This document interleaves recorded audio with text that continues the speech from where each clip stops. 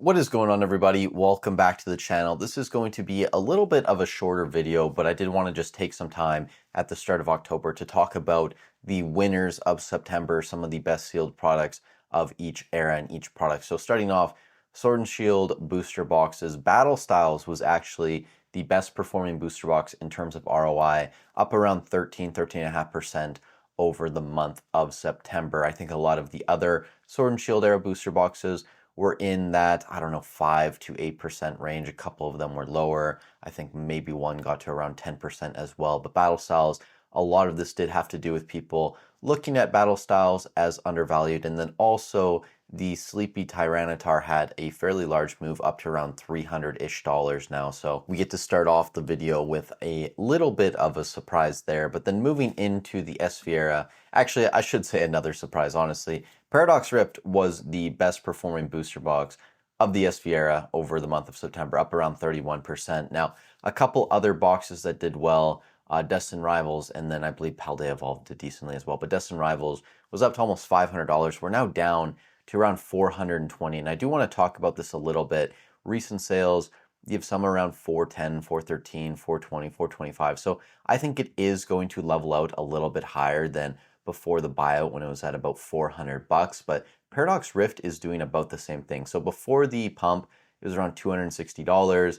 We went all the way up to around $330. I think there was a sale up to around $400, but recent sales over the past couple days, we're now down to around $285, $280, some as low as $274. And actually, over the past 24, 48 hours or so, basically a lot of the top sets or sealed products have kind of seen a pullback. It does seem that maybe there's just one seller or a couple sellers that are taking profits, not just on Paradox Rift or Destined Rivals, but Surging Sparks. I think that's back down to around $290. Someone was selling boxes at, I think, $250 today. If you look at Crown Zenith, I think that's down to around $222. So a little bit of a pullback there, and some other products as well, like the Prismatic Evolutions ETBs, which we'll get to here in a second. Actually, I can just bring it up now, I guess, down to around 129. So some people are starting to take a little bit in terms of profits, but that's really only happened over the past, I don't know, 48 hours or so. You can see sales as low as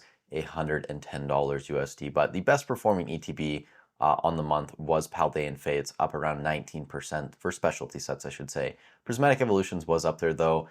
You can see on the month 27%. We'll actually be talking more about these sets tomorrow when we do the update, but a couple other ETBs to throw in there. Crown Zenith, which I did mention. You can see here we have had a spike in sales volume over the past 48 hours, and some people selling boxes. I think I saw a couple maybe even below, no, I guess not below $200, but 205, 202, 205 again. So a couple lower sales, bringing that down slightly. And then also 151 had a decent month. So both of these were around, I think, like 12, 13% in my spreadsheet from the 1st of September to the 1st of October. Now, moving into PCTBs, this is going to be surprising to some people, but SV Base, the Miraidon PCTB, this was actually up the most, up around 50% on the month. These moved from around $200 up to around $300. I'm curious to see if there are recent sales. October 1st, $339 on the 25th of September as well. So these have actually held, based on recent sales, over $300. Now, another one that performed well, Shrouded Fable PCETBs. These were up to about $200 at their high. However, these PCETBs have actually had a pullback into the 260 range. And if we go look at recent sales, you can see some sales as low as, I think, 145. That might be the lowest. 156, 150, 167. So maybe they're going to level out around 160, 165. Definitely not near the $200 highs we were seeing back in the middle of the month. Now, a couple other PCTBs that did well. Journey Together PCTBs up to around $200, up 25% on the month. And then also Black Bolt PCTBs up around 33%. I think the White Flare one was like 31 or 28% as well. So both of those had pretty decent months. The Black Bolt PCTB, we're now up to $240 on TCG Player, and recent sales are still in that range. In terms of UPCs, this really shouldn't be a surprise to most people. The 151 UPC is up the most on the month, around 17, 18% for these. but also the Charizard UPC did fairly well, up around 15%. It's funny because when I did my ranking video, I had someone in the comments kind of just, I think they were rage baiting to be honest, but they were clowning saying that the Charizard UPC was the best buy.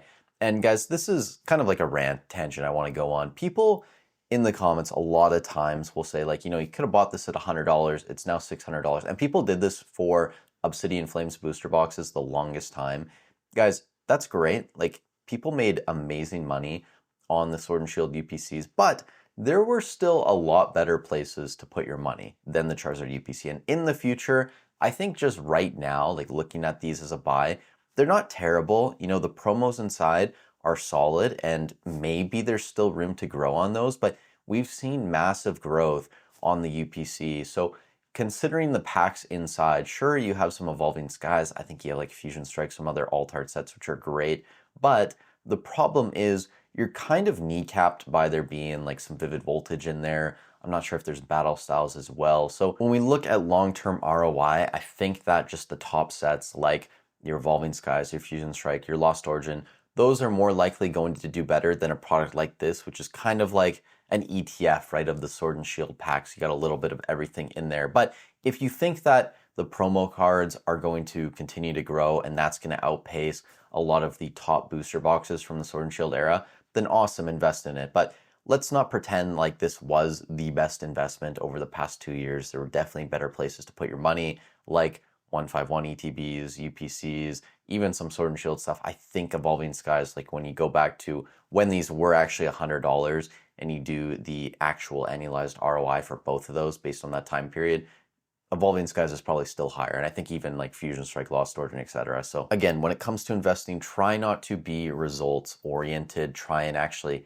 be objective when you're looking at your investments and say, you know what, maybe this wasn't the best investment. I've done this before as well, where, you know, I could have tried to justify certain things I bought. Like, for example, those mini tin things, those chests, those collector's chests. Sure, I doubled my money, but there's way better places I could have put my dollars. So that's all I really wanted to say there. And to finish the video, I know some people don't like One Piece, but I do the One Piece update in the spreadsheet. So some of the best performing One Piece booster boxes, PRBO1 was up around 19-20% on the month. We're getting close to $500 on these boxes. And over the past year, up almost 300%. Crazy how well PRBO1 has done. Also, the Romance Dawn Blue Bottom booster boxes, we're currently sitting around $2,250 on TCG Player. Realistically, these are closer to like $3,000 at this point, $3,100. So this is probably a much higher number than 17.5%, but I figured I'd throw it in there.